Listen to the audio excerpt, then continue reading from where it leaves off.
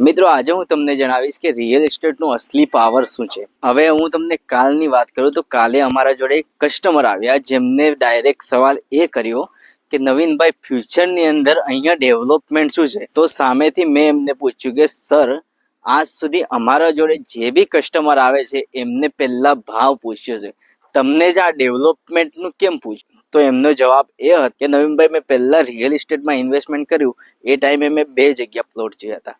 એક જગ્યા જોયા હતા, એ જગ્યા ઉપર ફ્યુચરમાં સારું ડેવલપમેન્ટ થવાનું હતું, ત્યાં મને પ્લોટ ગમ્યો હતો પણ થોડા પૈસા કરતા ત્યાં વાત અટકેલી હતી, એટલા માટે જ્યાં પ્લોટ મને સસ્તો મળતો હતો એ જગ્યા પ્લોટ લઈ લીધો। અને જ્યારે મેં થોડા વર્ષો પછી એ જગ્યા ઉપર જઈને જોયું જે જગ્યા મેં પ્લોટ નહીં લીધો એ જગ્યાના કમસે કમ ભાવ 2 થી 3 ગણા વધી ગયા હતા। અને જે જગ્યા ઉપર મેં પ્લોટ સસ્તો જોઈને લીધો એ જગ્યા પ્લોટ અત્યારે બી એવો ને એવો પડેલો છે, કારણ કે ત્યાં ડેવલપમેન્ટ ઓછું થયું છે।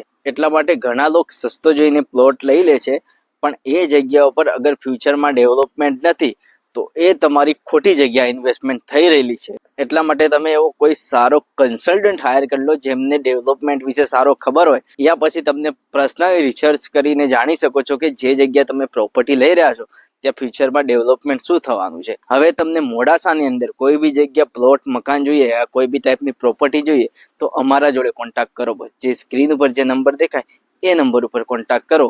જય હિન્દ, જય ભારત।